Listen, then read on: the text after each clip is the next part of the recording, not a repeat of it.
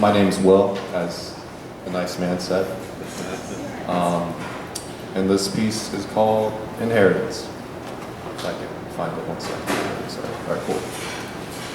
I remember looking at Legos through a window pane, and the pain of leaving something I wanted behind. You'd always tell me, maybe next time. And I'd smile and say, okay, and we'd walk away. But deep down, I knew there wasn't a next time. I remember eating at the dinner table with my family.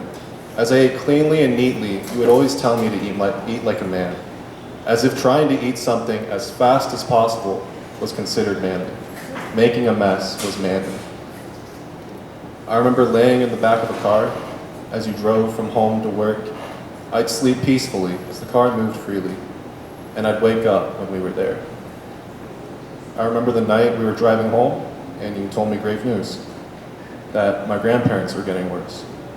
I heard the sadness in your voice, the anger in your tone, the anger you felt towards yourself because you couldn't be there to help. And I didn't know what to say. I just sat and wondered if I'd feel the same one day.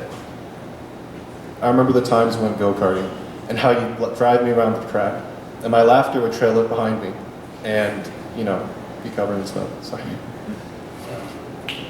I remember you asking me about my future and how in Chinese culture, kids take care of their aging parents, repaying the debts that come with the family, respect our elders. As I nodded, understanding this concept. I remember thinking how lucky I was to have your eyes. Both of my siblings wear glasses, whereas you, still in your 60s, have 20/20 vision, but you're blinded by your kindness, your willingness to trust someone. I remember the day you told me you were leaving, that you were going to China, that Grandma had passed. Your face, solemn like a statue, lacked expression. As you taught me the feeling of pain that I would face one day, I wondered if I'd feel this pain once or twice. I still remember your sayings of wisdom, and I think about how it juxtaposes your short temper, the temper that seemingly flows through this family, hot blood in my veins. I remember 2008, the year shit hit the fan, and keeping food on the table was our only plan, and how work was down in Pueblo, and the struggles of wanting to help mom with the kids and wanting to maintain our livelihood drove you to the point of wanting to die. And how, if it weren't for family, you wouldn't be here anymore. And when you told me this in confidence, I thought I sensed a break in your manhood. Yeah. I remember how you used to hit me for lying or doing dumb things in school. And in one instance, it wasn't my fault. I frantically explained that the teacher lost my assignment, and still that night, I faced the same punishment for what seemed like the millionth time. And the next day, you went to talk to my teacher, and your conversation confirmed my statement. But you ended the conversation with a slight brag, saying how you punished me for the mistakes. I remember you singing in the car.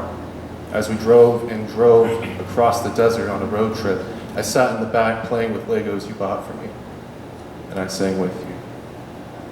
I remember adjusting the music on the radio, and you'd adjust it back down, but me being me, I wouldn't back down. I turned the knob, and you turned it the other way until you snapped, and cranked the volume all the way up, blasting my ears, and you yelled at me to not mess with the car. I remember when I got my scores back from the ACT, and I cried in band class as I yelled, "Fuck yeah," to a 35. But when I got home to tell you good news, you and Mom both insisted I'd take it again to get a 36. I remember when you asked me if I was gay, and how you said it was okay if I was.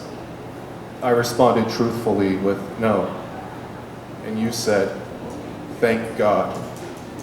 I remember you yelling at me, screaming at me to the point where I got used to it. I remember sitting on a bed after I got in trouble in elementary school, and you told me I had a few options. I could get spanked, I could have my ears pulled, or I could be hit in my back with a belt. And you stood waiting for me to make up my mind, but when I couldn't come to a conclusion, you made up my mind for me with a mix of all three. I remember a graduation party and losing myself to my emotions, just like you do. And when I snapped out of it with a weapon in my hand, I stood and saw the glances from friends and parents alike. And when I went home that day and I looked in the mirror, I saw you, Father. And I thought to myself of how everything good about you was in me, but I also inherited the bad.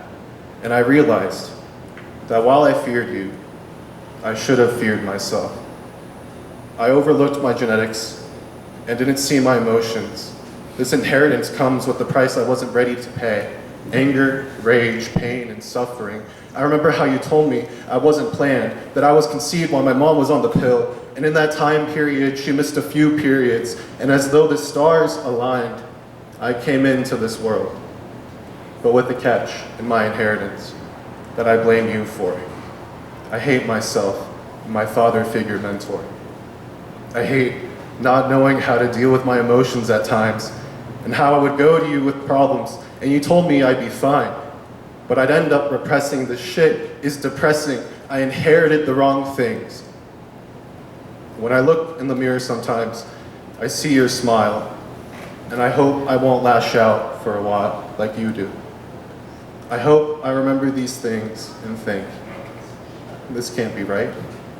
I'll Google Ancestry and click the link. Thank you.